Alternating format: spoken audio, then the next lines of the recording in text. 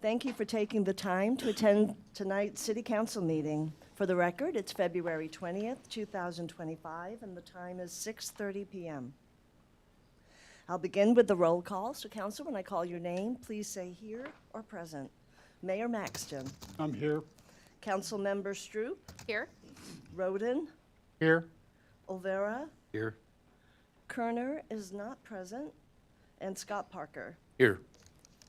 With 5 members of council present, a quorum is declared. Thank you, Christina. Would everybody please stand and join me in the Pledge of Allegiance? I pledge allegiance to the flag of the United States of America and to the republic for which it stands, one nation, under God, indivisible, with liberty and justice for all. Thank you. Tonight's meeting is being live streamed, and would like to welcome everybody that is joining us here as part of the council meeting, and also welcome all those that are joining us as part of the live broadcast. As part of the meeting, for those that are here in attendance, if you get an opportunity to speak as part of the meeting, I would ask that you use the microphone that's up here at the podium. And the reason for that is if you're speaking from your seats, those that are joining us by live broadcast cannot hear the comments. And so we ask that you speak from the podium. Additionally, when you do get the opportunity to speak, would you please introduce yourself?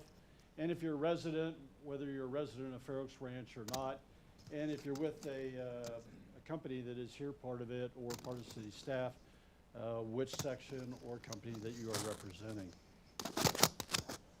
And we had 2 individuals sign up tonight as part of Citizens to be Heard. And first was Mr. Prasadic. And did you want to speak now or do you want to wait until? Yeah. Speak now? Okay. We do. You want to wait till the traffic or do you want to do it? It's up to you. Whatever you. Okay. I do ask that you have yours is on the agenda, but if we do have items that are provided to council that are not on the agenda for discussion tonight, council will not be able to further discuss those items. And I also ask that all speakers limit their comments to 5 minutes. Thank you for being here. Sure. I'm Harold Prasadic, and I live in the Front Gate community. Recently, the Traffic Safety Advisory Committee held its first meeting to review requests. The process went very well, and it was a good experience. I want to tell you about our request that you'll be reviewing today so that you can hear our perspective of the issues and why this is important to us. I have the support of our homeowners association, and 2 of the 3 board members were at the Traffic Safety Committee meeting with me. Our requests are about the safety at the intersection of Front Gate and Fair Oaks Parkway. When I explained the request to the committee, there was a lot of energy around helping improve the safety there. I think this may be the 2nd busiest intersection in the interior of Fair Oaks Ranch. About 15% of the homes in Fair Oaks Ranch are in Front Gate. We have 2 main ways in and out of the community. One is Front Gate at Fair Oaks Parkway, which has most of the traffic volume. The other is Square Gate and Dietz Elkhorn. That intersection has a well-functioning 4-way stop. But we face several challenges at Front Gate and Fair Oaks Parkway. The intersection's in a valley. Traffic at Fair Oaks Parkway tends to accelerate above the posted speed limit of 35 miles an hour. When leaving Front Gate and looking to the left to the traffic headed towards I-10, cars aren't visible until they come over the rise. That leaves little time to judge how fast they're coming. After long waits, it's tempting to make the wrong call. While so focused on the left, it's easy to forget to check for pedestrians on the right. The median between the east and westbound lanes is narrow. It measures 30 feet by 30 feet. This causes vehicles to cross the median at an angle. Then it's hard for cars going the opposite direction to enter the median. As a result, everyone waits longer. In this narrow median, I've witnessed a school bus enter the median and then back up into traffic to make a better turn around a car in the median.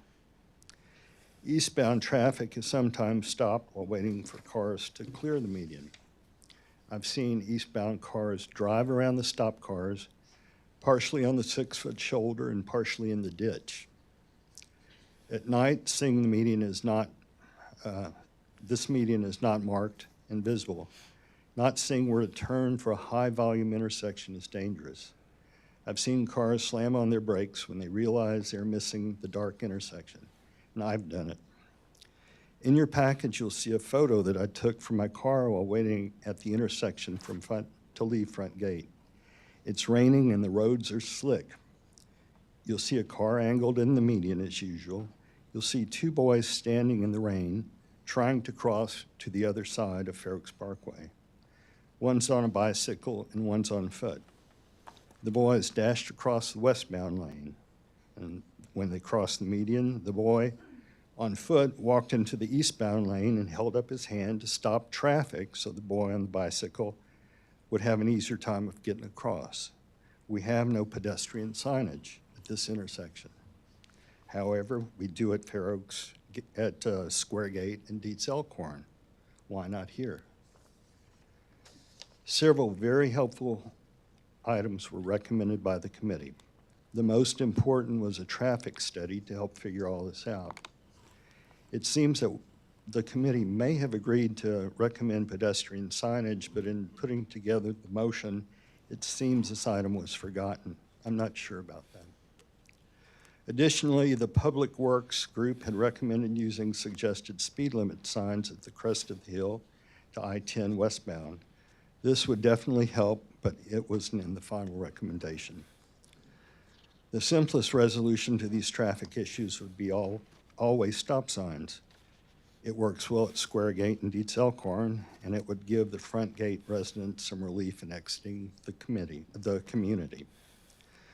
In closing, please remember we have 15% of the homes at Fair Oaks Ranch with heavy usage of this intersection. We recommend the following improvements in addition to those of the committee: pedestrian signage, the Public Works suggested speed limit signs, and always stop signs like the north end of front gate. And remember, it's Fair Oaks Parkway, not Fair Oaks Freeway. Thanks. Thank you, sir. And Mr. Ruff.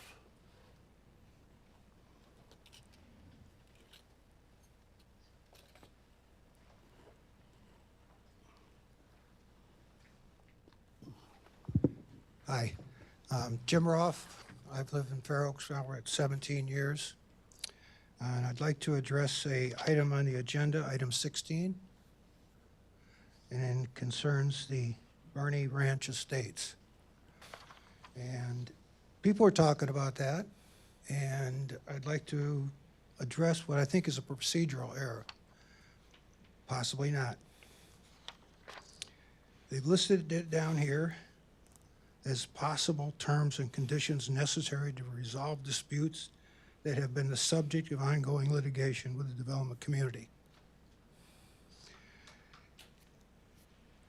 Is there litigation presently going on with Bernie Estates? If there's not any litigation going on with Bernie Estates, the item should not be in closed session. Second part of that is that has the attorney, our attorney, come forward and notified the council that there might be pending litigation, or he has concerns, or has some members of the council heard that there might be litigation or pending concerns?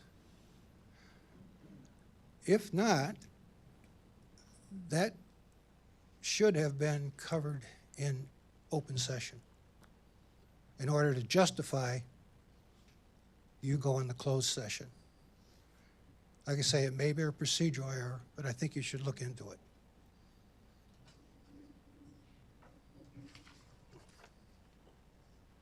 Thank you, sir. And thank you for being here tonight also. With that, we'll move on to our presentations for tonight. And Casey, would you join me down at the podium?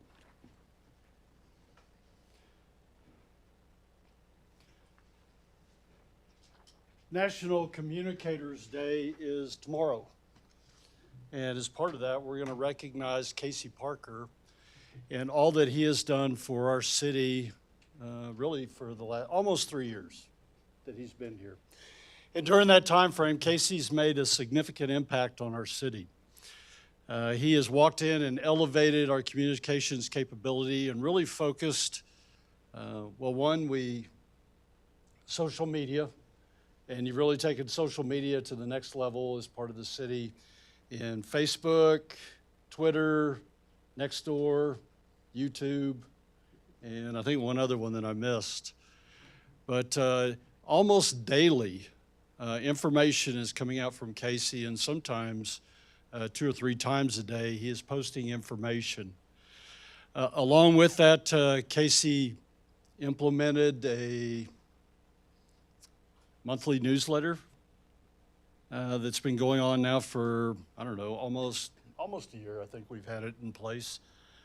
He puts it out through all of his social media, but we also put it out through our communications at the city. In addition, we started working with Community Impact. In fact, we have the reporter from Community Impact is here tonight. They do daily posts.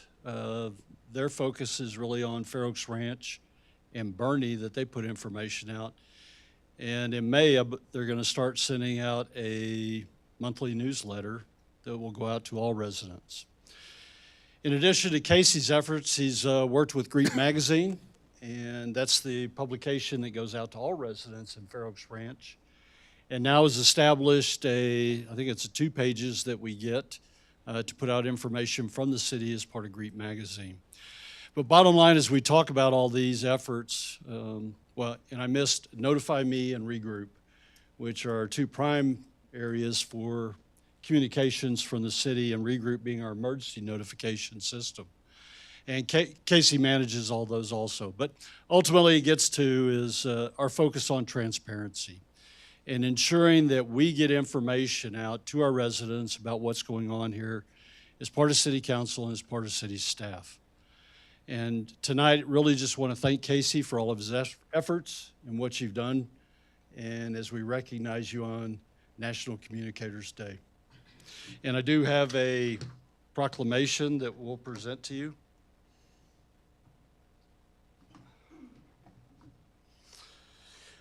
And whereas the role of government communications professionals is to inform, educate, and engage their communities, and whereas robust communications creates transparency in government operations, which inspires trust with residents, and whereas communications professionals provide information and educate the public in the order to build awareness of government operations, and then with full understanding, residents will engage in civic issues and be contributors to critical decisions.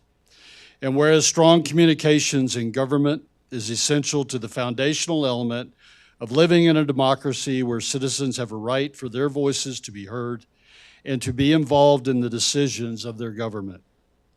And whereas the City of Fair Oaks Ranch is proud to recognize Casey Parker for his efforts as our city's multimedia communications officer, and all government communicators for their professionalism. Now and therefore, the City Council of the City of Fair Oaks Ranch does hereby proclaim February 21st, 2025 as Government Communicators Day for the City of Fair Oaks Ranch, Texas. And we encourage all residents to thank the members of the Communications Department who have dedicated themselves to ensure the City of Fair Oaks Ranch has an effective and an impactful communication strategy. Would you please help me in giving Casey a round of applause? Thanks, Casey.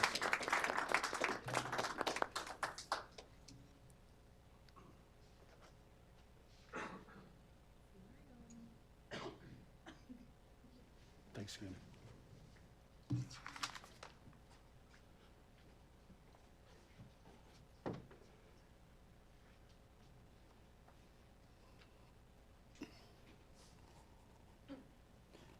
And then we have a special recognition tonight. Joanna? We do. Thank you, Mayor. All right. So tonight I am honored to recognize our Employee of the Quarter winner. So, Mark, if you could come join me up here. So our Employee of the Quarter winner for the first quarter of the fiscal year, which is October through December, is Mark Costa. Mark is a maintenance technician in our maintenance department, and he received multiple nominations from various departments this quarter. And this is a huge testament to his professionalism, dedication, and his outstanding work ethic.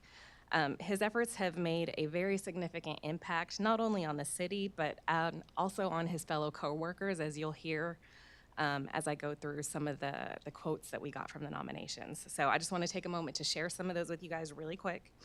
So we had an officer from the police department that wrote, "I would like to nominate Mark for his extraordinary efforts and exceptional work in improving the conditions of our police department facilities and gym.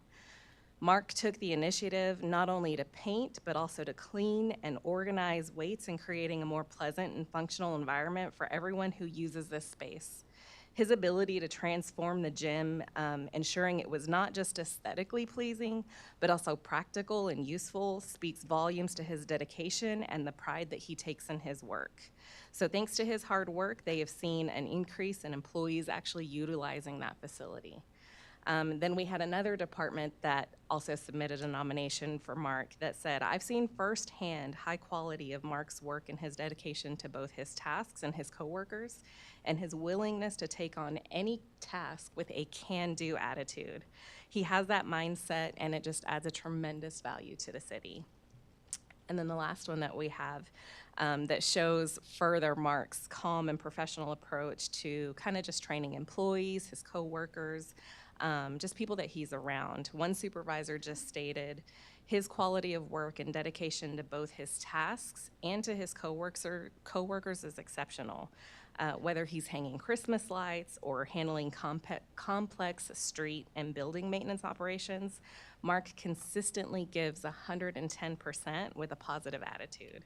So please join me in congratulating Mark Costa as our Employee of the Quarter winner, and we are so fortunate to have him on our team. So please join me in a round of applause.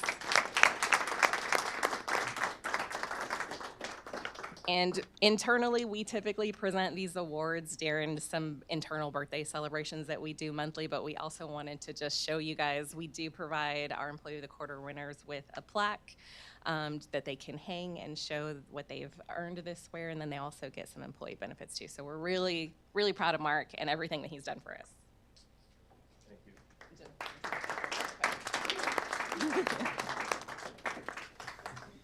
Perfect, thank you. Mark, thank you for what you do every day, and especially what you've done over the last couple days, braving the 20-degree temperatures outside and making sure that we keep the city where it needs to be. So thank you.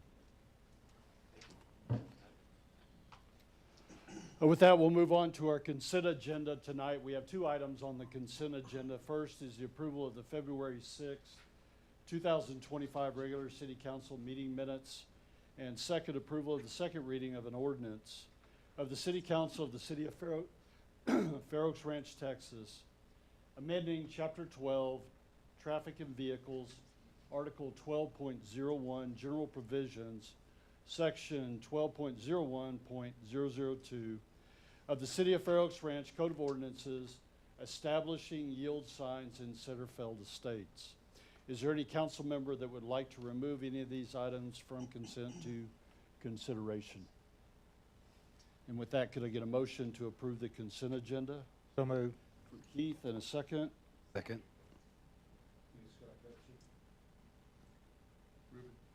Ruben? Or Emily. Pick a person, any It person. was Ruben? All right. All in favor of approval of the consent agenda, please say aye. Aye. Any opposed? The consent agenda is approved. Thank you all. We have one consideration item on the agenda tonight, was the consideration and possible action approving the first reading of an ordinance of the City Council of the City of Fair Oaks Ranch, Texas, amending Chapter 1 of General Provisions, Article 1.08, Boards, Commissions, and Committees, Section 1.08 20.003 Transportation Safety Advisory Committee of the City of Fair Oaks Ranch Code of Ordinances, providing for severability and repealing clauses and an effective date. And Carol, you're gonna Yes, sir, and Lead thank you us on very this much. one? Yes.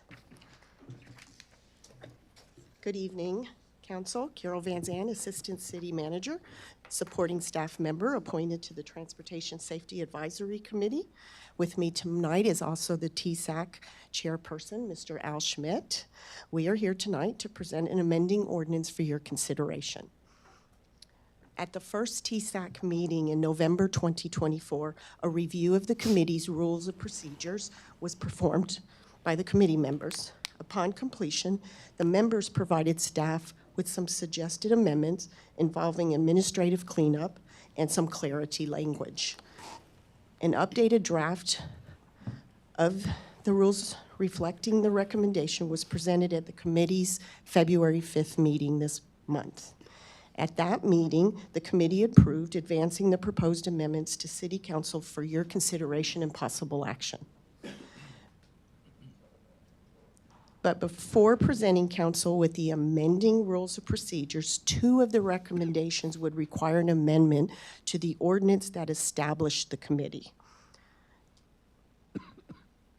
The two amendments, which I will present in a few minutes and answer any questions you may have. Amendment number 1 is to alter the committee composition to 7 regular members and have no alternates. Doing so allows for more consistency in committee representation from meeting to meeting. It would be similar to the majority of our other committees, commissions, and boards who all have compositions of 7 members and no alternates. There is a ZBOA board that does have alternates. They are not an advisory committee, they're a quasi-judicial committee. That's a difference that I just wanted to point out. Lastly, it allows citizens who are volunteering their service to serve as a regular member. So that is amendment number 1. It would change the composition.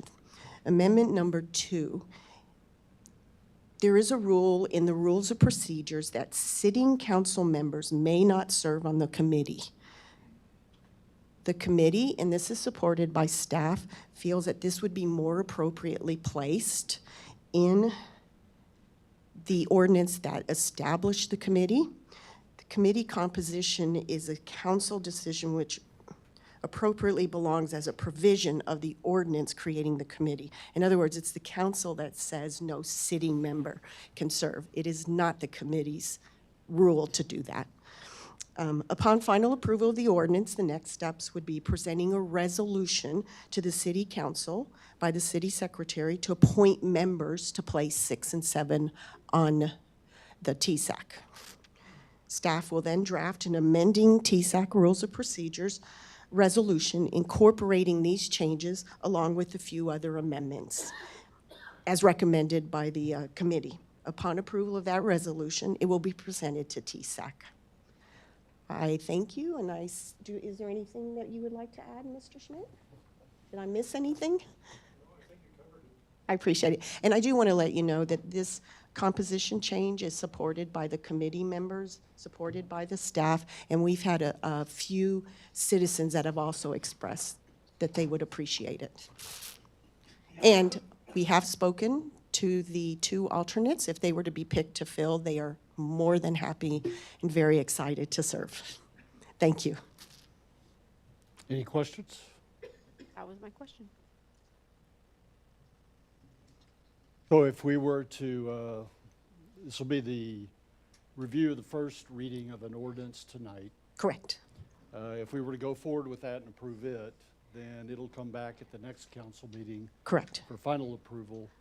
At the same time, we'll have the resolution on the update to the rules of procedure, Yes, that is the goal. and then also probably the appointment of the 2 members to the committee permanently. Correct. Okay? Would we not then have any alternates, or would we have 7 members and still 2 alternates? Just 7 members, I think, is the Okay. plan. Correct. The recommendation is 7. Okay.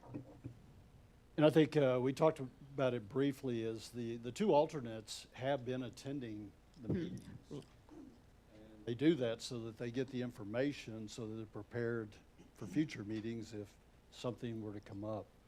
And so having them there, and sometimes just sitting offside, this would provide them the opportunity to be a part of the committee and really participate in the discussions. Good? Good. Anybody else, any questions or comments on this item tonight?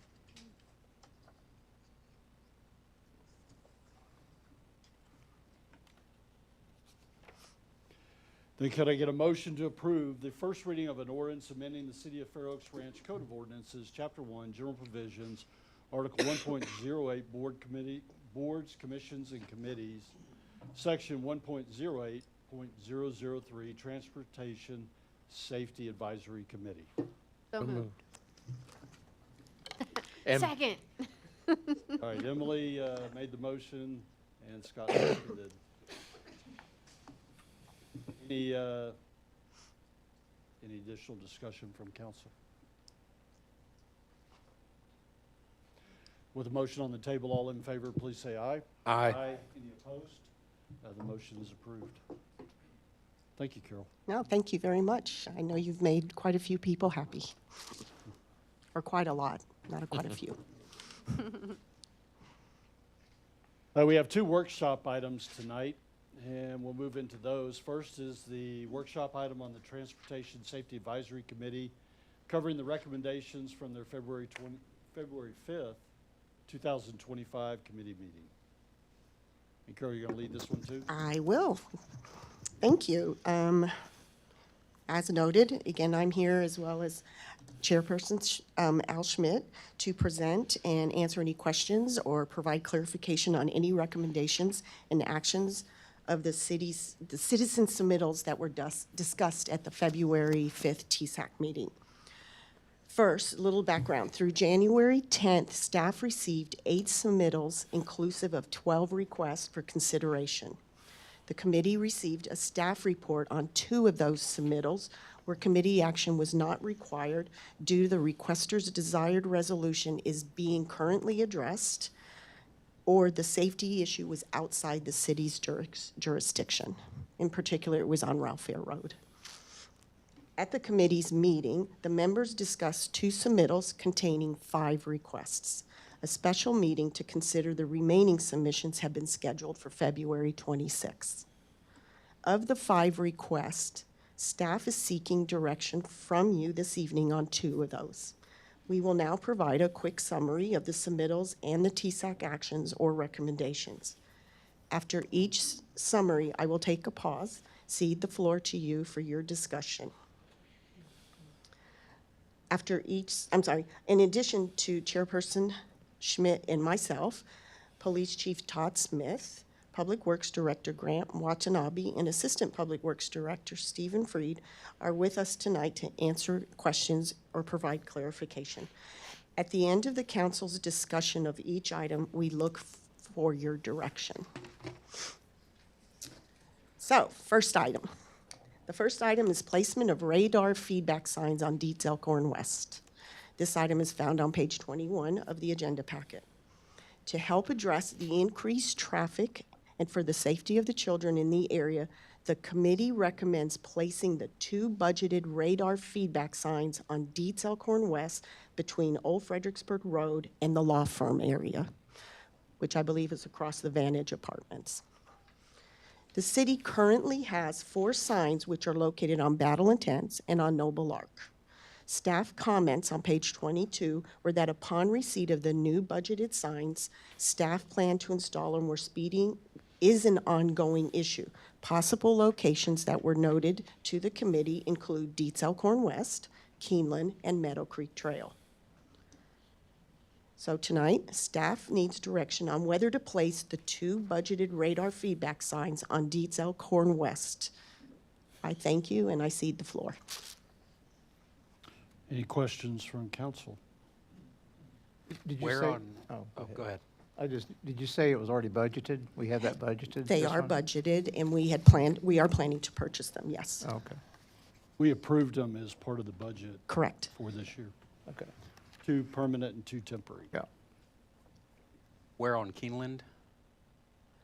Let me ask my experts exactly where the thought is for Keeneland. Grant, is it around the intersection of Keeneland or Deer Meadows or?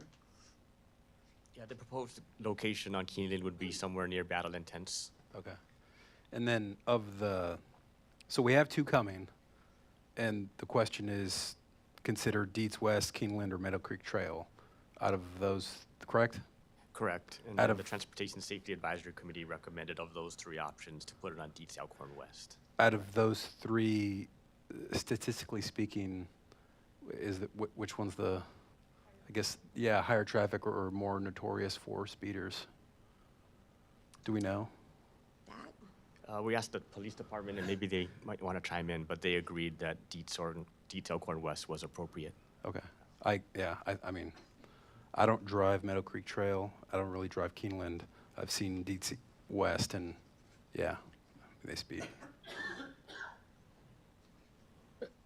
Go ahead, Keith. Would there be one on each side of the road, or just, The recommendation, yes, was one east and west side. East and on both west, sides, okay. yes, yes. The exact location, we would continue to monitor that, but yes, one eastbound, one westbound. Kind of touched on it. So really the question to me was, that's come up is, should we put radar feedback signs on Dietz Elkhorn West? So if you consider that as kind of the first discussion or decision point, and it is a high volume traffic area.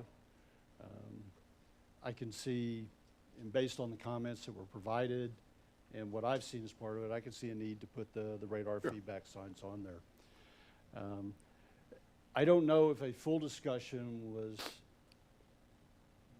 made or a determination or analysis to determine the priorities of where we need radar feedback signs within the city. And we do have multiple areas within the city that they would be beneficial. Meadow Creek Trail, Post Oak Trail, Keeneland, the Parkway, Dietz Elkhorn Road.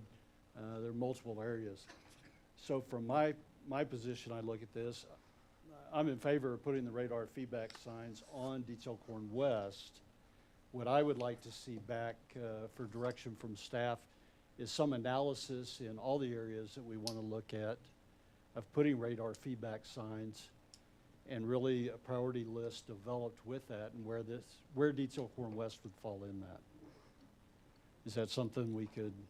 Absolutely, it could be part of your motion, for us to provide that information to you. But just for clarification, you do want them on Dietz Elkhorn West, or wait for our analysis to make that determination? Yeah, I'm in favor of putting, from my standpoint, looking at this, I'm in favor of putting them on Dietz Elkhorn West. I just don't know what the priority of all the streets that we've determined that maybe they should go on. And so I would like to see the priority before we determine and put the signs in. Understood. Have there been requests from other citizens to put radar feedback signs on other streets that might be on that list other than Dietz Elkhorn? I don't recall any, not at this moment, I don't recall any. Because I think it's a good idea to get a list with priority, but Yep. if we sort of understand that there's sort of a need for it on Dietz Elkhorn, and there are citizens requesting it, the Traffic Safety Committee is recommending it, why not Absolutely, move forward while we also work on the list? correct. Just another option. Do we know where on Dietz Elkhorn they'll be? I know there's a curve that Mrs. Pieper had referred to, and if we could put it before the curve to let people know to slow down, I think that was So one. further down past or right past the apartments, maybe? Yes. Okay. Well, it depends if you're east or westbound, but. Right. But in that area. Near the church. Church. Gotcha. Yes. Okay. I'm sorry, Mr. Schmidt, you had something? Just a clarification on what the committee understood and approved is that it was our understanding that these were previously in the last year's budget, or the budget, and they had not been implemented. So what we were recommending is to comply with the previous budget and do that. Now, how that fits in with the priority, that's a different question. But to do what was originally approved, say, a year ago. I think it's a good location. Yep. Agree. We will get that analysis performed. Well, I think the direction from council is that go ahead and move forward with Deeds. Deeds, Yeah.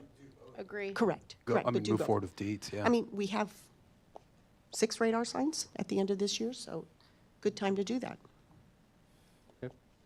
But on this item, at the next council meeting, we will bring back an action, a consideration item for you to install the radar signs on Deeds Elkhorn West. Okay. And we'll do our best to have a prioritization analysis for you as well. We'll have to see what kind of data we can pull up, but at minimum, we'll have a consideration item for you at the next meeting. for the installation of these 2 signs on Deeds Elkhorn West. Okay? Thank you for And as clarifying part of that. this, can we include a map or a diagram? that Yes, shows absolutely. The location and where we're looking Yeah. at? We have 2 in the pipeline right now. We have 4 in the pipeline. Okay, so, Which are on Battle Intense and Noble Ark currently. correct, I was wondering, ones that we've budgeted for that have been ordered? Yes, We have 2? those would be 2, Those would be 2. with one going on, Permanent and 2 temporary is what was in the budget this year. correct. Okay, My apologies, one is temporary, one is permanent. okay. Maybe- Movable, one's movable, one's permanent. Maybe we need to have a discussion about just getting some additional units. We There- do, I think the other locations that have been mentioned before are also correct. of worthwhile looking at, but we'll know better after the study. Great idea. Well, my thoughts are is if we're moving forward with these 2, and we'll do the resolution and for the implementation at the next council meeting, but in looking to the future as part of a priority list, and we talked about the other streets, I don't know that it needs to be done right away, but I would consider that we could get a list together as part of budget. Sure. For this year. That's really where we would need to see the priority list and make those decisions. That was kind of what I was thinking, plan-wise. Agree? Perfect. Okay? Okay, so the second item is a request to reduce the speed limit on Deeds Elkhorn West to 30 miles per hour. This item is on page 23.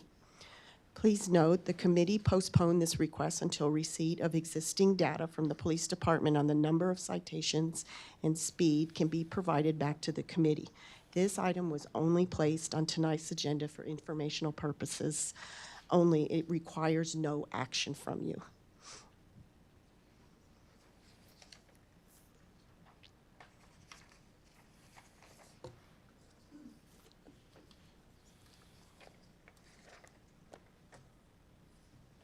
Well, I'll just kind of. I know you have that look, so that's why I'm pausing. Just my thoughts. I know things are coming into the Transportation Safety Advisory Committee, and y'all were doing some work on it. And Mr. Schmidt, I don't know if you put it on the agenda just to provide a report back to us on some of the things you were considering, but as part of this, I think y'all are still doing some analysis on this specific one and really don't have a recommendation at this time. Is that pretty valid, correct? Yes, this was deferred until next week. If then the chief is giving us additional information on any citations or accidents along Deeds Elkhorn. However, since the meeting that we had on February the 5th, Jerry Pieper has amended her request to not include the entire Deeds Elkhorn like this indicates, is to restrict it to strictly between Old Fredericksburg Road and the front gate stop sign that's there, the flashing stop sign, and the school. That goes by the church, the curves, the Elkhorn Ridge, the new apartments. Amazingly, that new playground that's there, that the other night, dozens of kids were on that with cars parked along Deeds Elkhorn. So in any case, the amended request is only from I-10, Old Fredericksburg, down to that stop sign and the school to consider the 30-mile-an-hour speed limit, leaving the rest of Deeds Elkhorn the way it is. So it's only considering that high-traffic area that has a lot of intersections in it, and everything else is to that one. But we're waiting to get, we'll get the input from the police department and then reconsider it next week. And I appreciate the information and bringing it to council to let us know what's going on as part of the Traffic Safety Advisory Committee.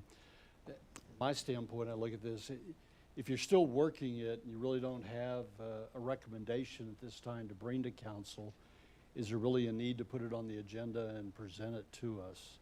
Do we want to just wait until you have your final recommendation from your committee before bringing it to us? I understand. I mean, it was good information, and I'm glad that you put it on the agenda, but maybe for the future, it's just when you have that final recommendation. Can I I think say it was something? I'm sorry.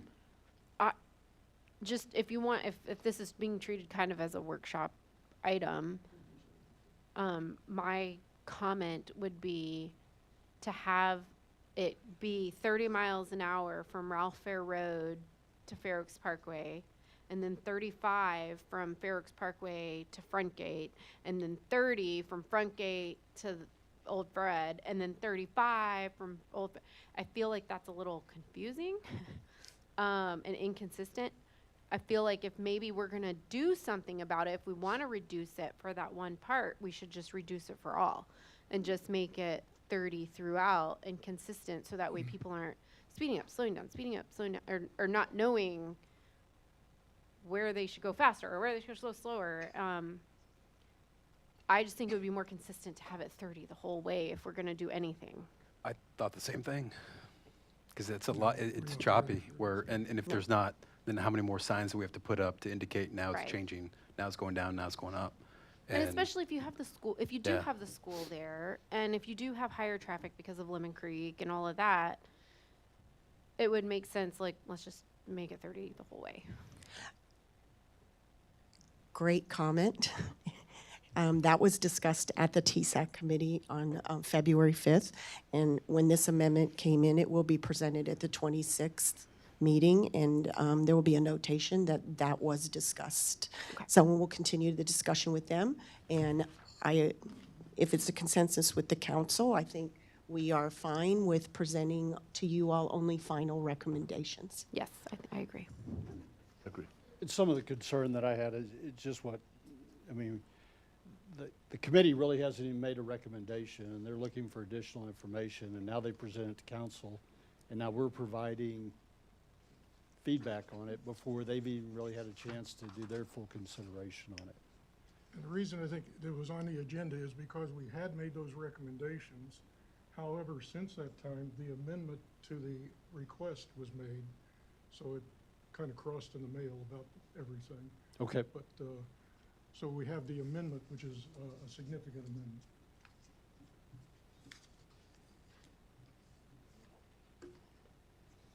So this one, right now, is just going back to the Yes. Transportation Safety Advisory Committee for Yes. further development. Correct. Okay. Appreciate your time. Okay, so the submissions of number 3, 4, and 5 is on safety measures such as implementing traffic and pedestrian improvements at the intersection of Fair Oaks Parkway and Front Gate, westbound and eastbound, and improving the medium located at said location. These 3 items are found on page 25 through 35. The committee reviewed them as one, as they are kind of co-joined, the eastbound, westbound, and the medium. But there were 3 separate submittals. So when reviewing them as one, the committee stated, as certain safety improvements can be done in-house, the committee recommends adding a double yellow line and reflectors in and around the medium, placing intersection warning signs, and moving the crossbar on Front Gate as far forward as legally possible. A depiction of this will be on your screen, right there. This is a very rough depiction, but this is what we thought could help you visualize what they're talking about, is the yellow double line would be in the medium. The 2 yellow signs is the intersection warning signs would be located. upon final recommendation, we'll bring back a better map for you. Staff concurs with these recommendations, and without any objection, we will proceed as the improvements can be done in-house, will cost no more than $1,500, and in accordance with the Texas Manual of Uniform Traffic Control Devices, the intersection warning signs will be placed no less than 200 feet from the intersection. We found if we go further, there would be some obstruction issues. Or less, I'm sorry, less than 200 feet.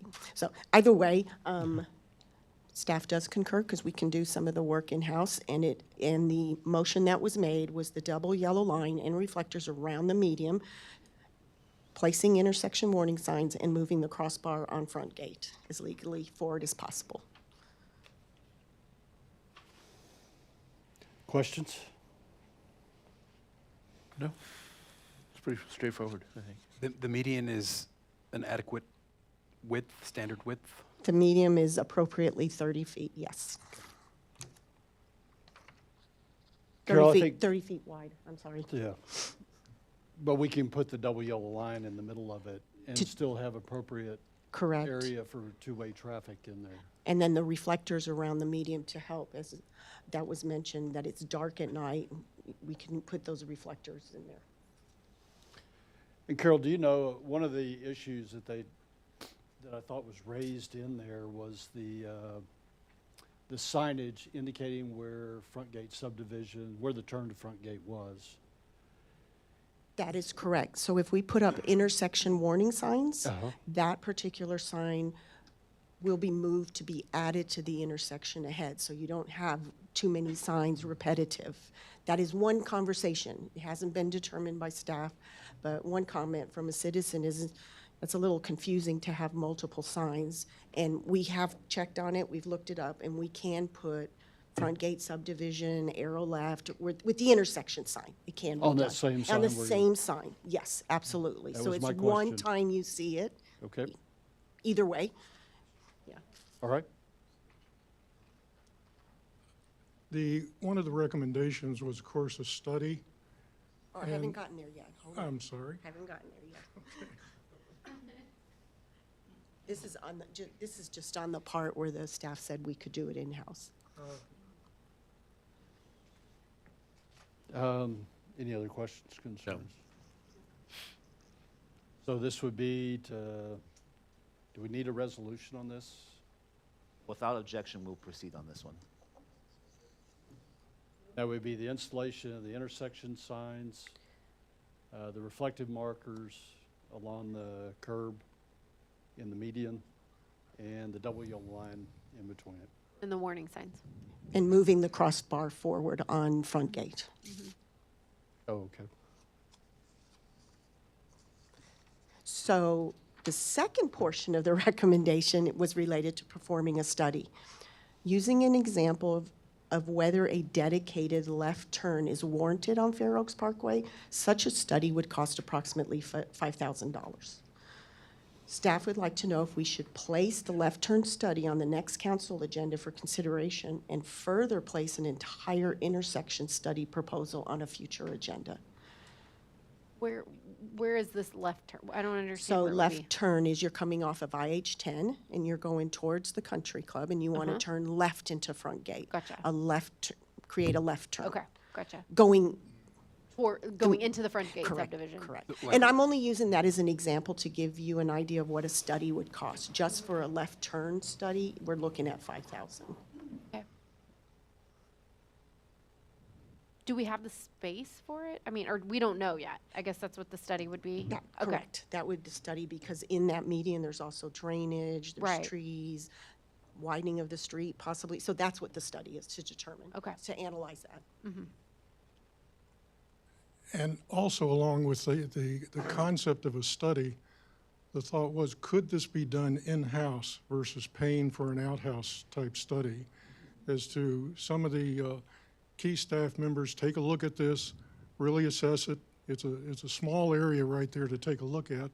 And so could it be done in-house to make that initial assessment as to whether or not, we'll say, a professional study needed to be done, but at least a preliminary look at it to determine what might be feasible or what might not be feasible in the thing. Would the study be limited to the question of a left turn lane only going west? So I did use it as an example, but if you were interested in looking at a left turn to help alleviate the traffic issues coming from IH10, you can provide that in your direction to us tonight, and we'll bring it back by resolution. Or it can be of anything that you want. Do you want to do a study of a right turn out of front gate? Do you want to do a study just widening Fair Oaks Parkway? Or do you want to do an entire intersection study? Or So, no study at all? so my thoughts are, I've never really had an issue with it backing way up to turn, for cars that are wanting to turn left into front gate, because we have such wide shoulders. And Texas law allows you to utilize the shoulder to pass on the right if there is a car stopped in the lane of travel. So, I mean, I don't know if it's gonna do us much benefit to do an outside study for it. I don't necessarily think there's a problem with doing an internal study to determine, like, do we have the space to put a line, to make it an actual lane? I don't know if it's necessary that we spend $5,000 to do a Yeah, study on that. I mean, Fair Oaks Parkway doesn't back up but I've seen it back up to where there'll be 2 or 3 cars stopped because they want to turn left, and then everyone else going straight is Going utilizing around. the shoulder. Right. But I don't, I mean, it might be something worth looking at. I don't know. I can go either way. Sir, would you mind? The shoulder's only 6 feet wide, and the car is wider than that. So you can't drive on the shoulder unless you drive in the ditch. I mean, I've driven on the shoulder to pass cars. 6 feet wide. I've driven on the shoulder to go around cars turning left into front Well, gate With with no problem. I don't drive in the ditch. 6 feet wide. So the car doesn't take up the whole lane on the parkway, though.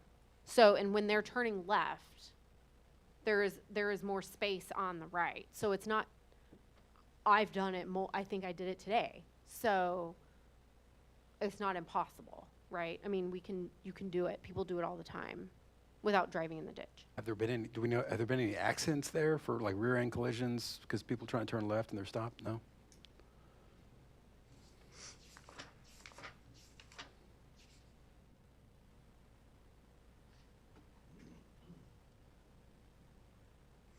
None have been reported on the staff report.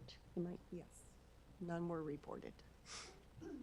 I think we could do an internal study and see if we got the space. I mean, a left turn lane would be nice. I mean, to Emily's point, I've gone around people too, and it's not an issue, but if we could create a lane, left turn lane, figure it out internally if we got the room, let's do it that way. I agree. Start with that, yeah. Mm-hmm. I agree. Yes, sir. This is Chris Depke, the vice Chris Depke, also a member of the committee. I missed the February meeting. I think the question might be more, number one, is it warranted to have a left turn lane? Rather than jumping the gun and saying, what will it cost? Is it required? Is it warranted? That might mean that full traffic study. So that may be really your first step, is to take a look at that. Otherwise, I suppose the city could come up with a design analysis of what it might cost. But I still think you might want to do the warranting first. I mean, I think it's common sense. You could put a left turn lane if we have the room, we do it. I don't know that we need to spend a lot of money to study it. Would we want an actual study, and they're going to come back and say, well, it might be warranted, but you don't have the room because of the trees and the drainage. Right. And, so maybe if the Right. staff takes a look at it first to see, yeah, it's We have the possible, room. then we can move forward with the actual study to see if it's warranted. I think that's a good idea. I was in the same line of what Ruben's talking about. And we've already said that we'll implement these other measures, and so let's get them put in place. And then, you know, through our public works or even police department, can we gain visibility on what's really occurring at the intersection? And maybe even feedback from the residents of Front Gate, and really determine what the issue is, or if there is an issue. Maybe it gets resolved by the measures that we put in place. But I think it gets to Mr. Depke's point of, is it warranted?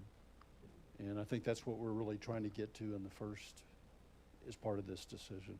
Does that sound logical, doable? Agree.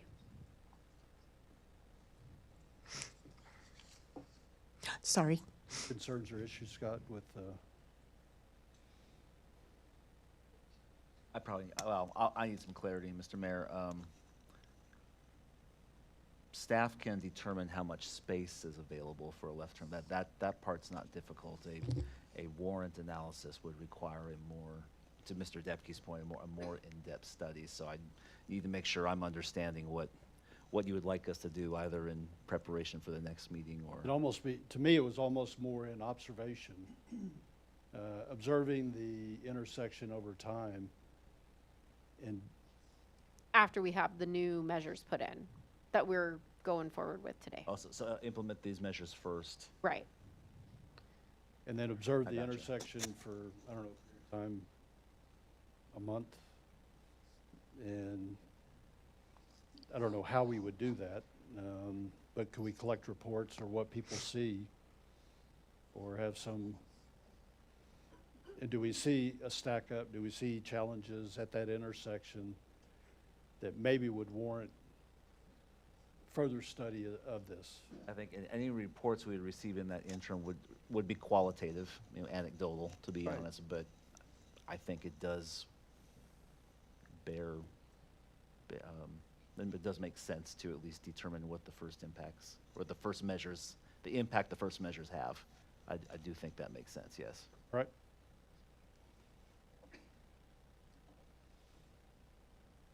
So related to the traffic study, I believe what we've gone with is that we'll put the current measures that we've already said we'll implement.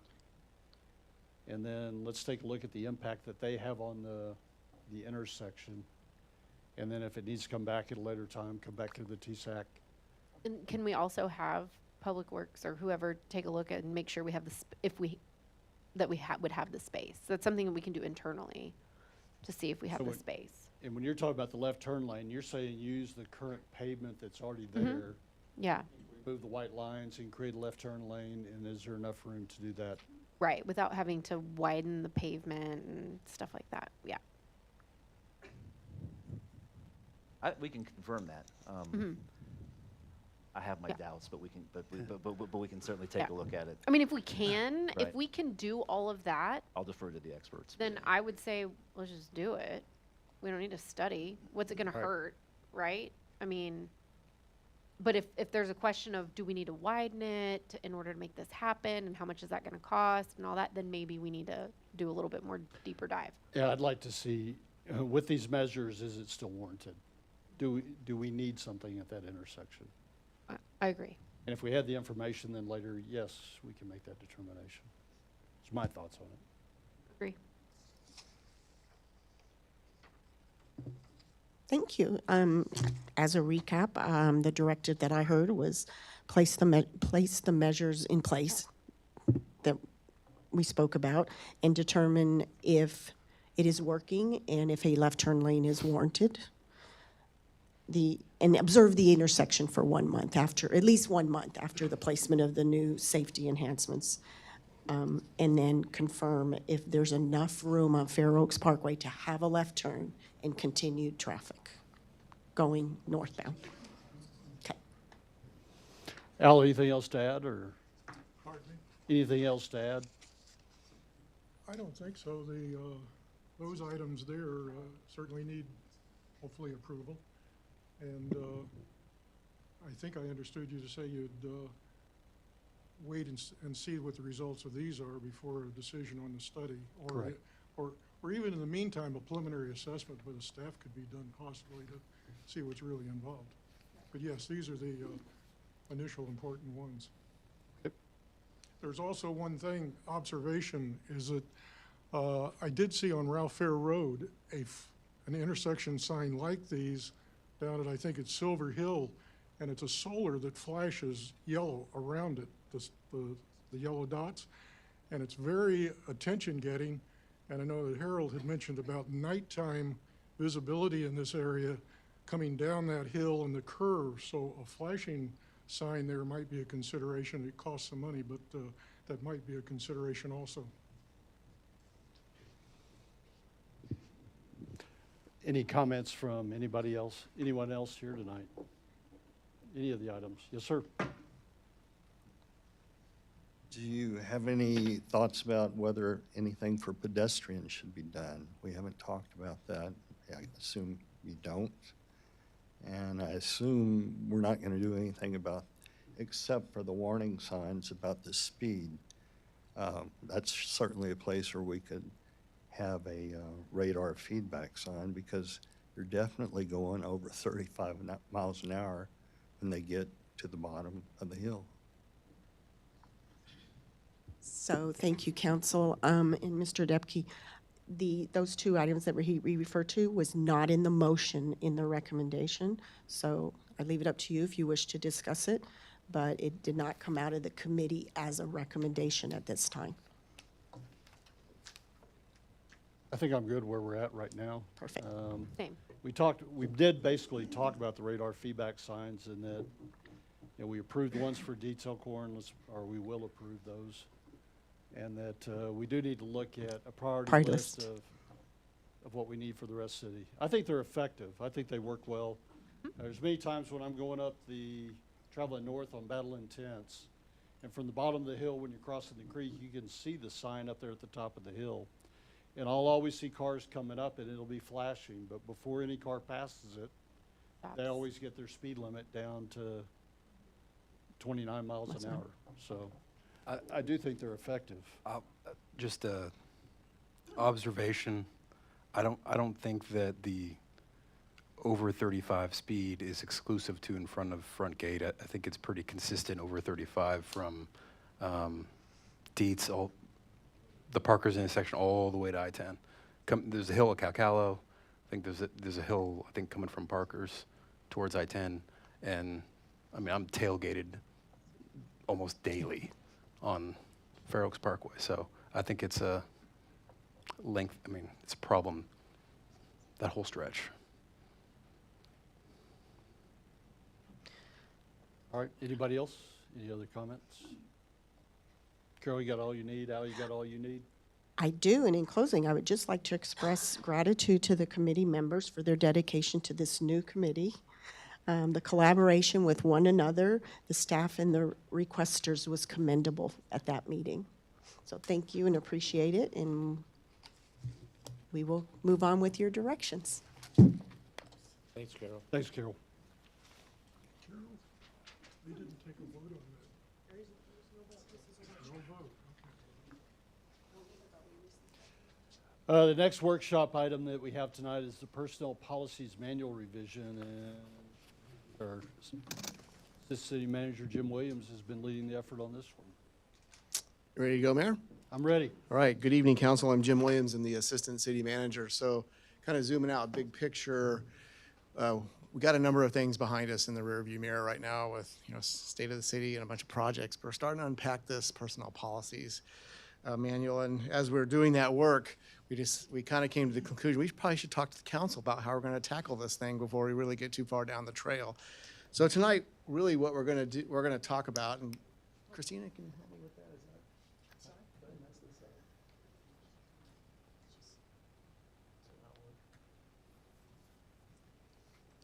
10-second pause here. Okay.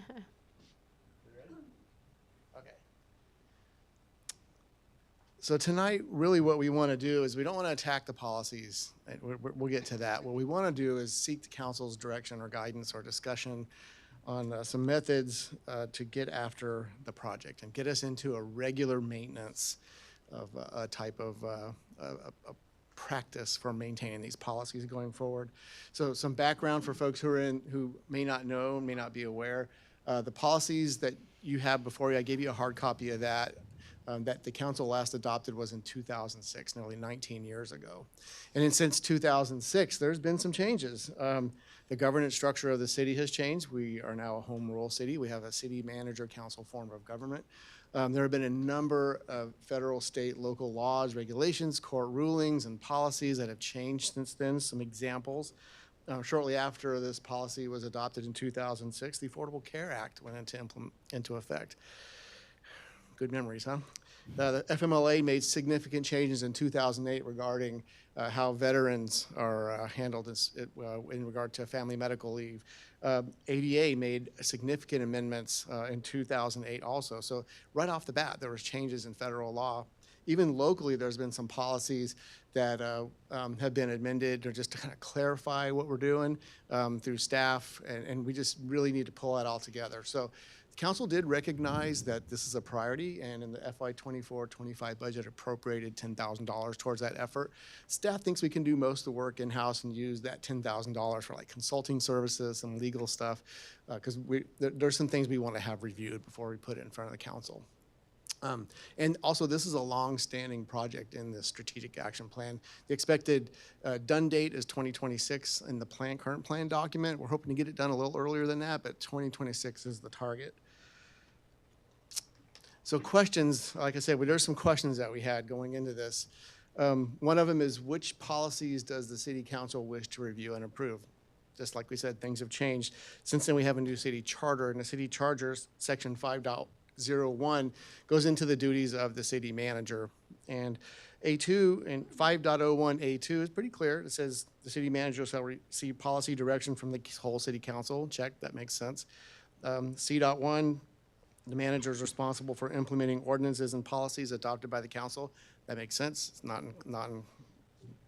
no misunderstanding there. C.19, the manager shall publish and make personnel policies and procedures adopted by the city council available to all employees. So we had some questions like, what does that mean? Is it all personnel policies are approved by the council and promulgated by the city manager, or can the city manager, or should the city manager adopt and promulgate beyond what the city council says? We're here tonight, seek that guidance. Oh, and so there's some, the other question we had is like, what approach does the city council want to take towards work sessions and the final document or documents presentation?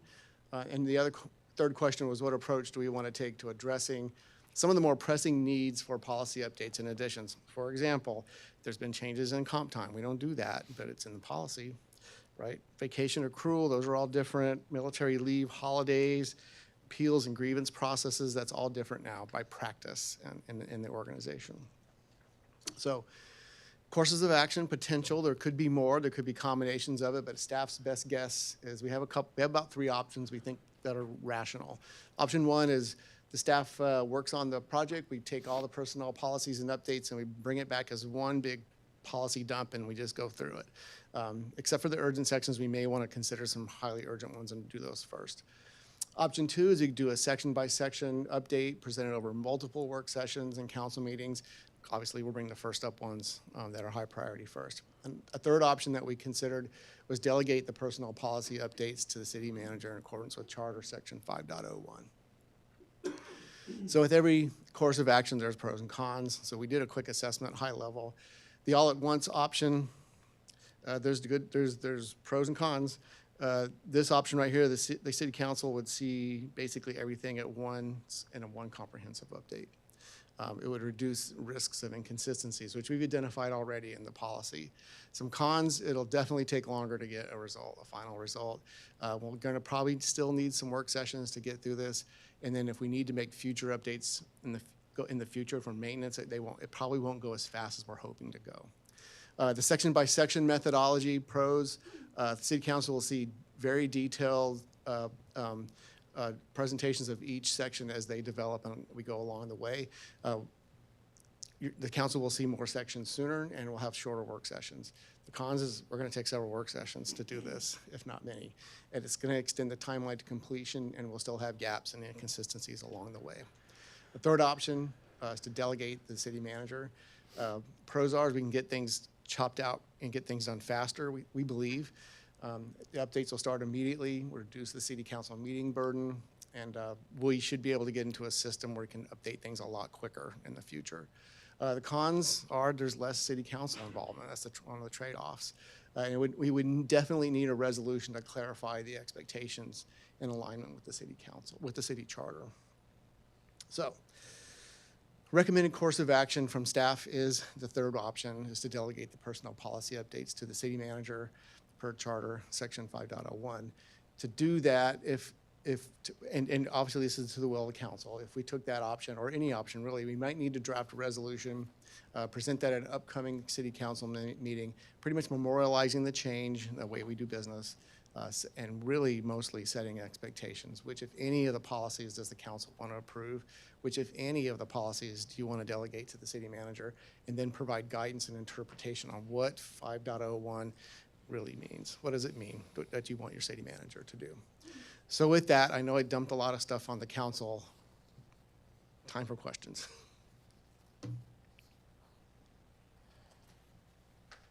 Jim, as we go through this, so the personnel policy, would that be, do we know right now, is that required to come back to council for approval? So looking at the personnel policy, the way in the preambles and the document I gave you, yes, we would need to bring that back to council. But you could change your mind too if you wanted to do, but we'd have to memorialize that some way and delegate that off. I think by resolution, something in the new policy manual or something with the new policies to kind of memorialize that we're shifting that approach, we would have to do that work. Looking at your options, I'm not in favor of option 2. I'm in favor of option 3. I don't have any interest in trying to be an HR manager for the city. I mean, we have the city manager, we have staff who are here to actually run the day-to-day operations, and I mean that's why we choose who we choose to be in charge. You know, I would be in favor of option 3. If we have to bring it back to council for whatever reason, bring it back in one big chunk, show us what was changed, and we can provide some feedback if we want to. But I think the internal workings of the city is not our job. That's the job of the city manager. That's my opinion on that. I agree. And so really the distinction I was trying to get to is it a requirement that staff review it and council Council. review it and approve it? And if that's the case, then I'm not sure what the difference is between option 1 and option 3. Yeah. And would it list in there is maybe some emergency or some urgent policies? I don't know how many of those that there would be or things that we need to address right away. But my thoughts would be is that, you know, develop the policy, and then, I don't know that we need a big, long work section with council, but Right. an opportunity for us to review it and say, yes, we approve it, or any questions. I think we bear some responsibility in the operations of the city, not directly, but we should be informed to a point of what the policy is. I see it a little bit differently. I think just to say, let the city decide what the policies are and then show it to us is a little too much. I think that the council needs to have some oversight into that process. Now, how we do it, I'm not interested in doing a multiple mini council session line by line deal. I would expect that some of the major policies, for instance, if we're in the personnel policies addressing vacation time and other things, I think it's the council should have some input to that if they choose, and we should be able to see those things and make sure we're comfortable with that. and, or how things will be handled. But I would say somewhere between all at once and every, chapter. I think a broad grouping of, these are the changes we're recommending for these sections. And here's what the city manager and assistant city managers and the team recommend. Let us assess that to see if we agree or we have some questions or we provide some input. Doing those in blocks, I don't think would radically slow it down any, because it's going to take you some time to do this for sure. But I think the council needs to have some oversight into those policies and not just delegate it to the city to totally do it and then we just say it's done. So that's my take on it. But again, I don't want to go into an arduous like we had to do with the UDC. That was a lot of work, and I don't want us to have to replicate that for the city. But some kind of block grouping of here's our changes in summary, the detail, how they do it. They can certainly can show us in a summary of those changes, provide them in advance of our meeting for us to just read and have some kind of understanding of it. And that's my take. And just for clarity, when I was explaining it, not that we would delegate and they would decide all the policies. They would develop the policy from my perspective and then bring it back to council. We'd have an opportunity to review it before it's decided upon. Okay, I guess that's where I am with the thought process. I don't think as council, I don't want to, I'm not the city manager. I don't profess to know everything you guys do every day, and I think that in my heart I know that you do a great job every day.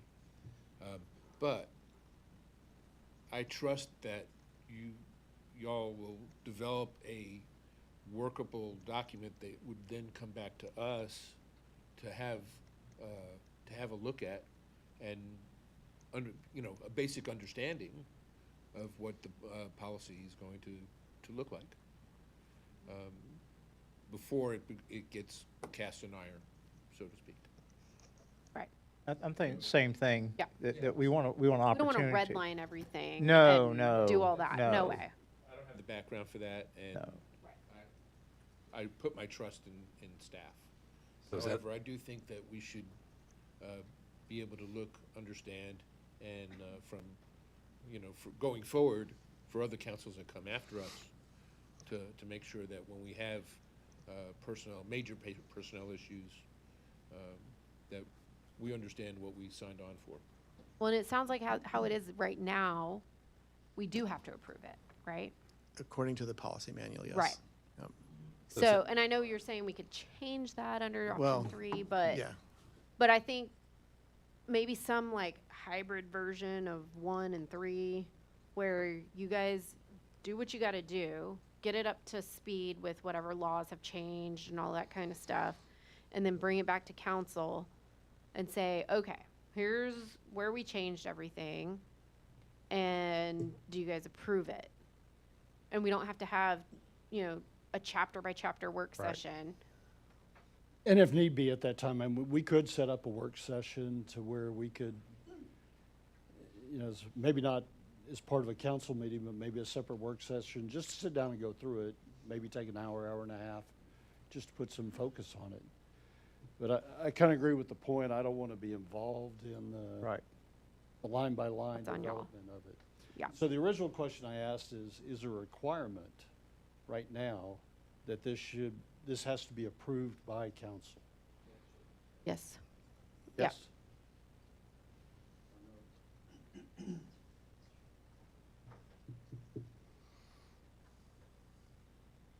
Our legal opinion is yes, it has to be approved by the city council. Y'all are the final policymaker for the city of Fair Oaks Ranch. Right. Any policy should be approved by the city council, not just the personnel policies.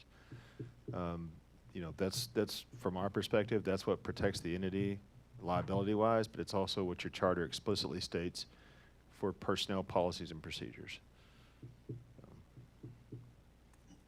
So from my perspective, given that, it's going to have to come back to council anyway for our review and approval.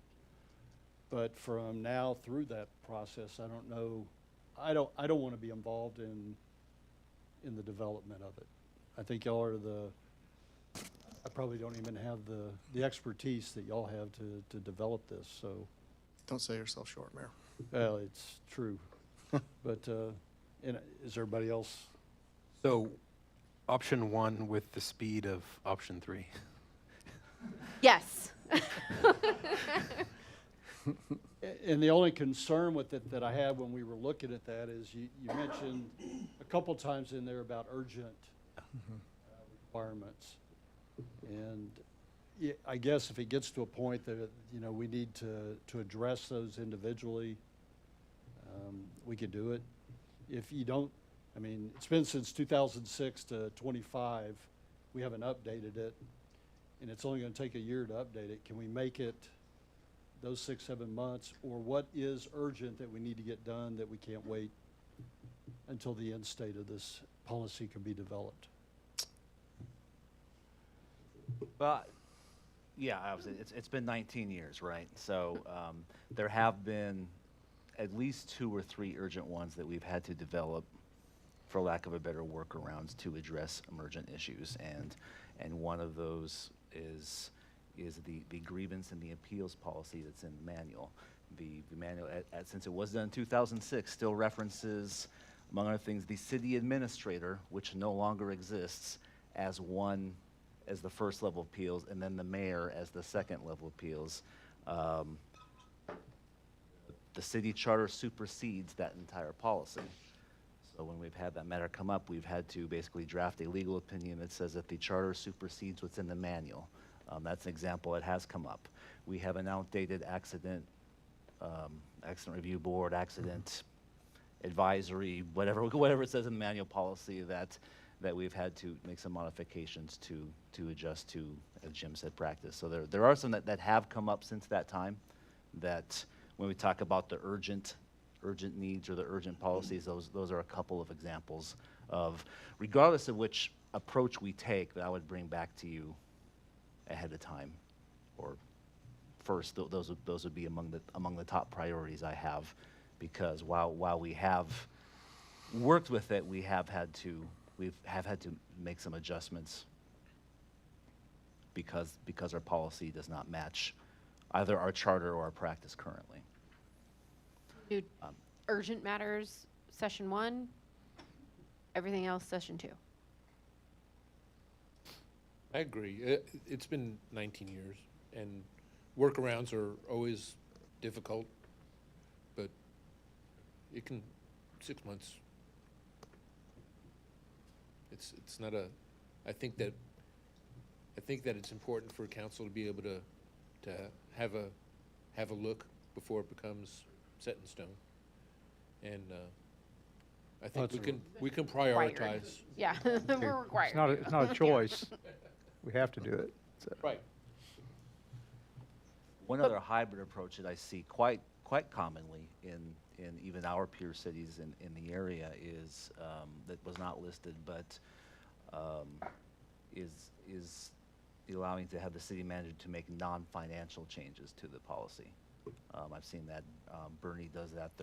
It's actually listed at the front of their document as adopted by council in, I think it was 2022, inclusive of non-financial changes made by the city manager.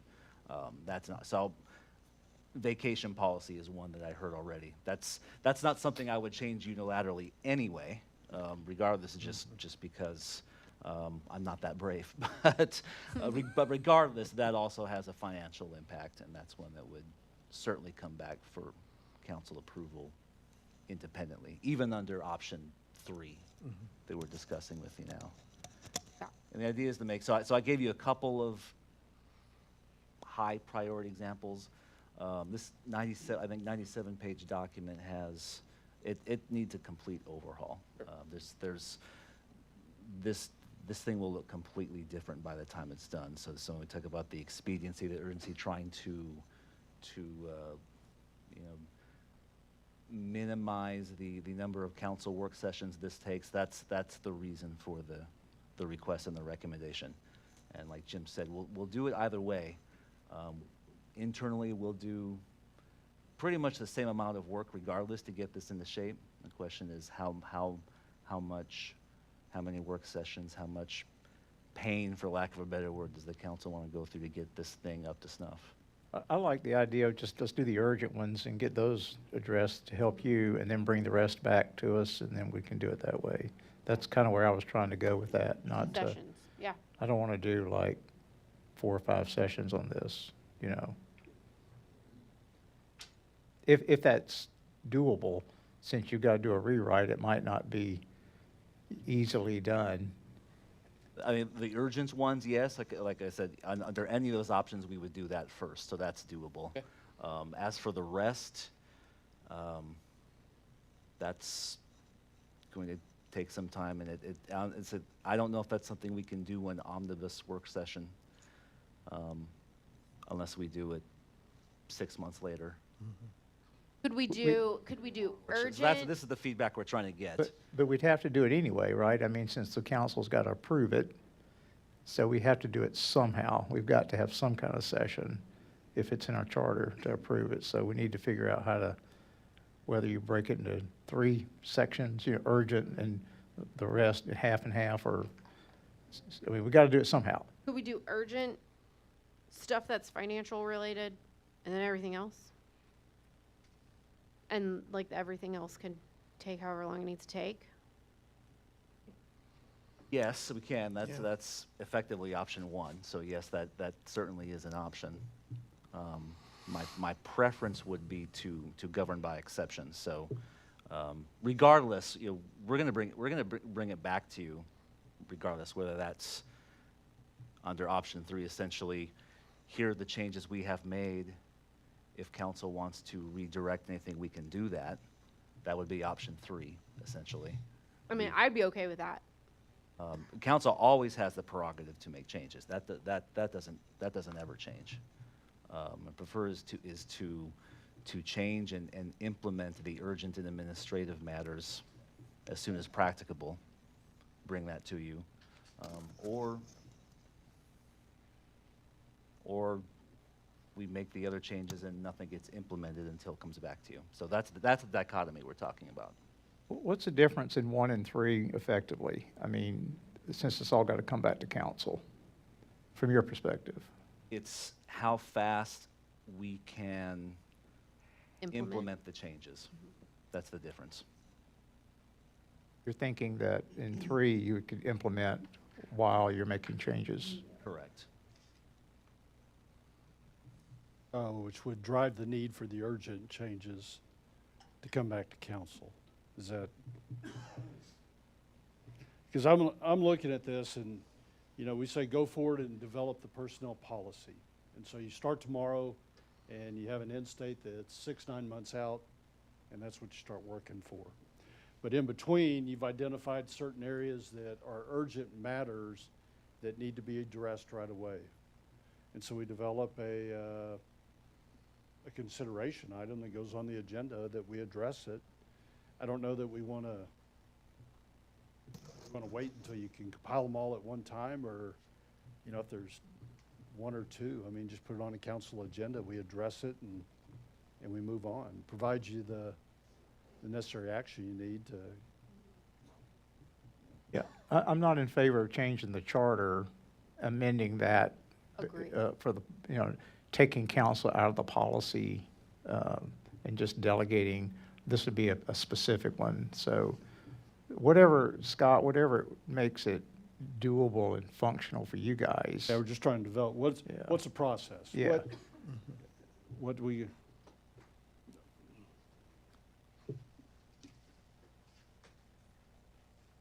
I'm Jonathan Swark, I'm a resident, and I have a question. How long do you think it would take for you to make the changes that you want to make to the policy? You know, from you having it in-house, just you two kicking it around, and then how long would it take to come back to council? I mean, are you 6 months? You guys are We're gonna, looking at about a 6-month process from start to finish is what Okay. we've estimated, yes. all right, thank you. That's pretty fast in government speak. Super fast. This, as Jim mentioned, this is a long-standing issue, and we've done our best to clean the plate of the Human Resources Department, so this is our priority. I agree with what Greg said, that I kind of just want to see what bring it to us, here's the changes. But along the way, over the next 6 months, if you guys are like, oh shoot, we need to get this approved, like next council meeting, then put it on the agenda. We take it up at the next council meeting, get it taken care of, because it's like, you know, a state law or something changed and we need to get this done right now. We'll get it done right now. Otherwise, bring it to us, say, here you go, here's all the changes that we made. It's in line with whatever charter, and we need your approval. Because I think that at the end of the day, that's really kind of what we're here for when it comes to that. I mean, we're relying on you to run your staff the way you feel like it needs to run in accordance with whatever laws and charters and whatnot. As long as it aligns with what policies we've put in place, which is what we would be putting our final stamp on. Do our best to group them and minimize, to the extent practicable, the time primarily and effort of the council. So that's what I'm hearing. You know, just understand there's going to be some oh shoots along the way, but we'll proceed accordingly. KISS principle, keep it simple, Scott. If you had to take a shot at it right now, how many urgent matters do you think are? Yeah, everything's relative, but probably a dozen. I was thinking Of about the same thing. of varying degrees of urgency, but I have probably that many high-ish priority. What do we need? Do we need a resolution to continue this? I mean, we've already authorized it as part of budget. Based on what I'm hearing, no, we do not. We'll go to work and we'll start bringing it back to you. Perfect. Get to work, and what we're looking for is a final product for personnel policy to come back to council. You will have roughly a dozen stop gaps, and then you'll have probably 2 to 3 chunks after that to get to a final product. I think that's doable. It has to be broken up in 2 to 3 chunks. It doesn't have to be, but I think you'll want it that way. That's because Sounds like a hybrid model. Yeah. Options, and I think that works. I trust your judgment on this. Yeah, you be the judge of how many times we need to meet on it, so. fair enough. All right. All right, thank you. And your judgment. Oh, I appreciate that. Yeah. All right, thank you. Thanks, Jim. Yep. Last item that we have on the agenda tonight is our Chief of Police, Todd Smith, is going to present the police report.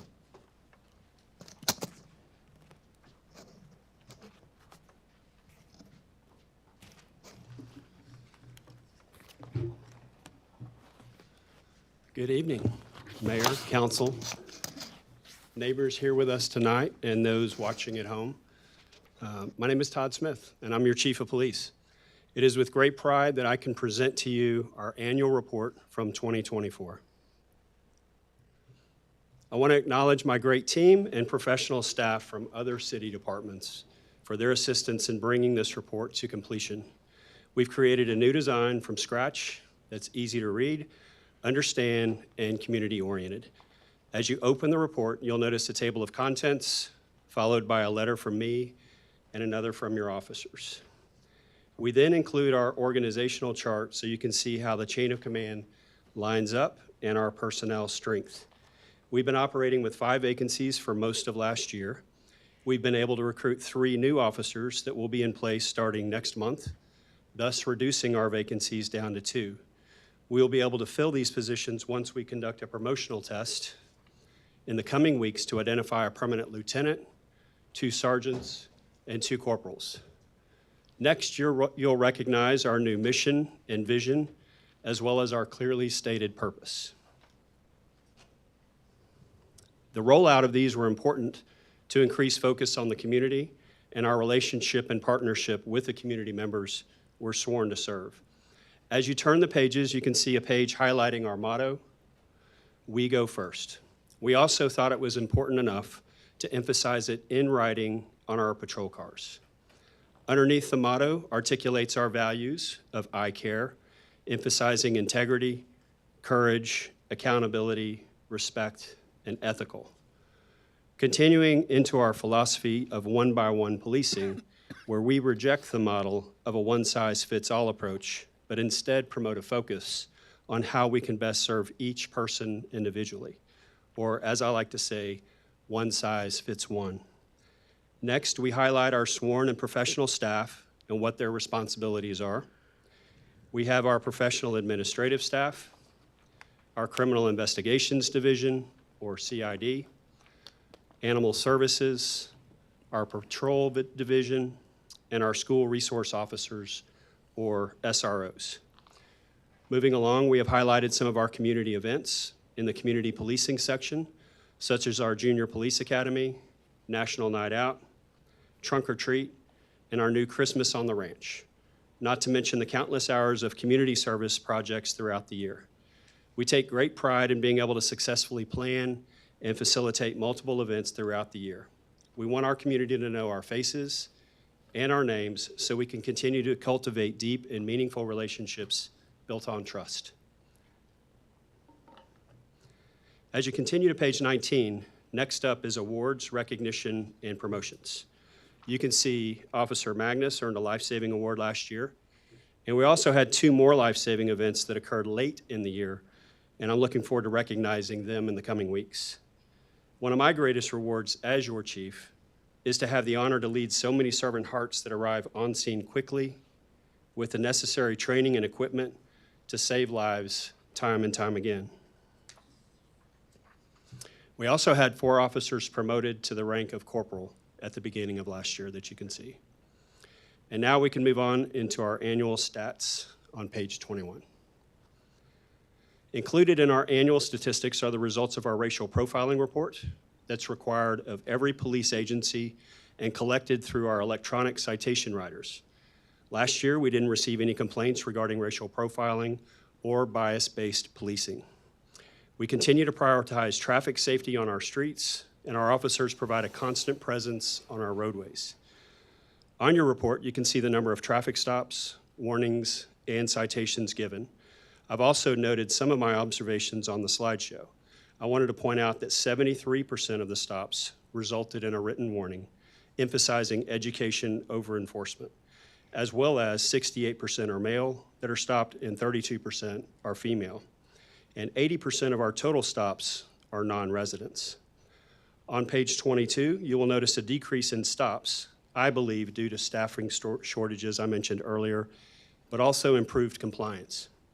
You will also notice a reduction in accidents or collisions when we get further into the report for calls for service. On page 22 and 23, regarding the types of violations violators are getting stopped for, 74% are moving violations and 25% are equipment violations, with most moving violations being for speeding. As you move on to page 24 for calls for service, there was a 1% increase in calls for the year. In the slide deck, I noted the top 4 calls for service and listed them in descending order on the slide. Our highest call for service was for assisting EMS. We respond to every medical call in hopes we can get there first and help. Next is alarms, or shall I say false alarms, followed by suspicious behavior and assist the public calls. We enjoy helping our citizens out, and no one knows what suspicious behavior it looks like better than our neighbors. They keep an eye out for one another. What may look normal to us, for instance, like seeing a U-Haul backed up to a garage, could be highly suspicious if the neighbors notice this and point out that the residents aren't moving and they happen to be out of town. Next up on page 25 is our reported incidents. I've categorized on the slide deck all of the categories that have shown a decrease and the one category with an increase. While assaults do show an increase of 53%, or 9 more calls than the year before, I want to ensure you there is no threat to public safety.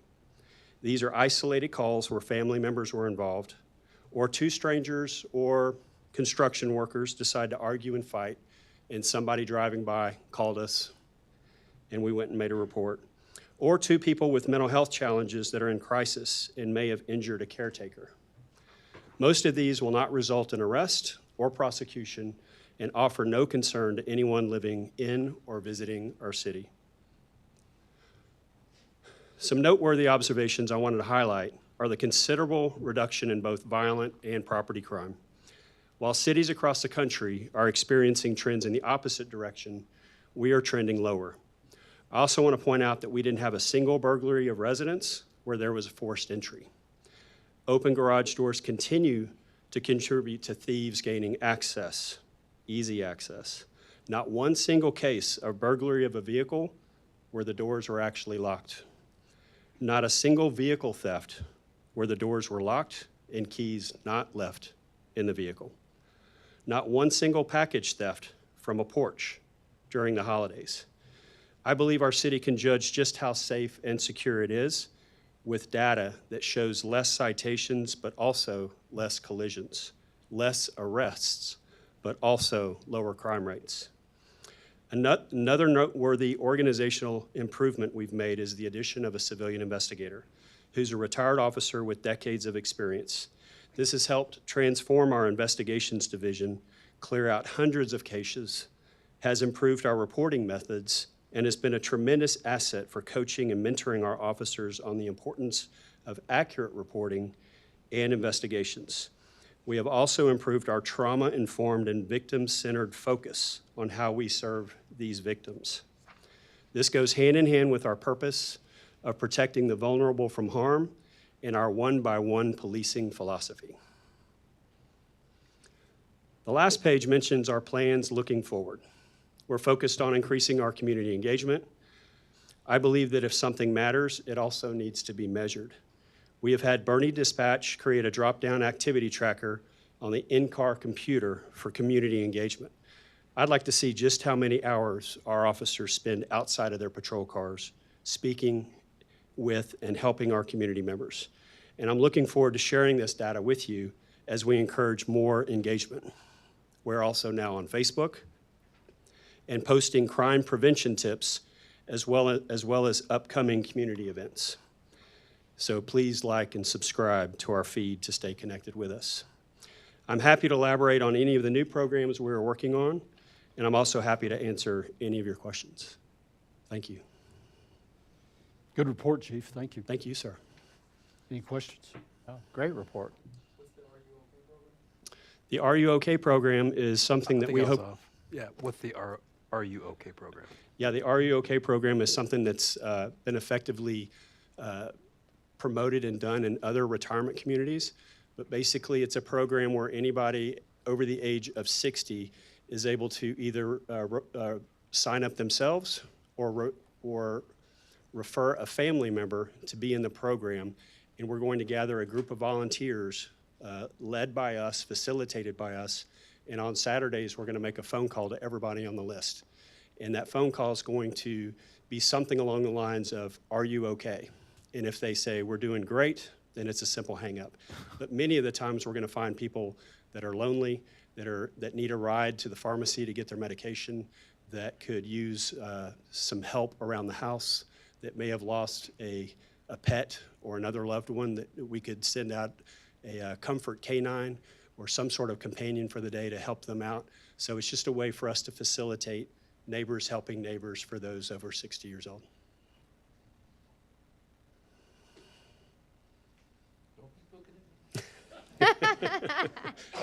Are you okay, Scott? Over 60. I'm with you, yeah, I'm right there with you too.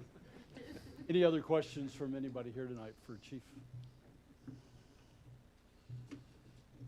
All right. Thank you very much. Thank It's you our very pleasure much, to Chief. serve. Great job.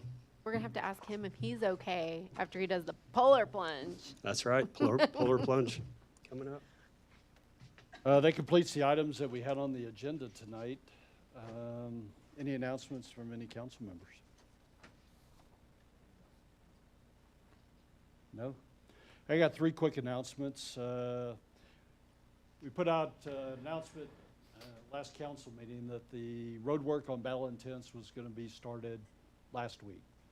Obviously, if you've gone down Battle Intense, that road work has not started yet. It was postponed due to weather. And tentatively, right now, it is scheduled with the contractor. They're going to come back on the week of March 10th to complete that work. And tentatively being depending on weather. Right now, it is scheduled, but tentatively because we don't know what the weather's going to be. Second item, our police department is joining forces with the Bernie Police Department and the Kendall County Sheriff's Office to host the Citizens Law Enforcement Academy. Classes will be on Wednesday evenings. It'll be every Wednesday starting on March 19th and finishing on May 21st, so all Wednesdays in between. Some of the topics covered will be patrol procedures, criminal investigations, jail procedures, dispatch, polygraph. If you're interested, would like to be a part of this academy, please contact our police department and they can put you in the direction for registration. And last announcement, we do have some winter weather that's going on outside. It's been a little chilly over the last couple days. And I think there's low precipitation, low chance of precipitation scheduled for tomorrow. But the city has geared up and we are prepared for any precipitation that would happen. And actually you'll see I believe you'll see our public works guys out treating streets tomorrow afternoon, just anticipation that we may get some freezing weather. If we do, we anticipate it'll be light, but we do want to be prepared, as we always have, that if anything were to come up, we're ready to respond to it. Scott, any announcements? A couple for the council, Mr. Mayor, and I will piggyback on that one, just that this be the council notification that late this afternoon I did activate level 3 of EOC operations just out of an abundance of caution to respond to any potential precipitation, wintry mixes, as slight chances that may be through Saturday. Again, yeah, our public works teams, like you mentioned, will be out tomorrow to pre-treat just in advance, just in case. TxDOT has already begun treatment of problem areas in our jurisdictional area as a precaution as well. And at level 3, the purpose is just to track conditions and determine if any situation develops. Level 3 typically does not require any significant alterations to day-to-day operations or structure.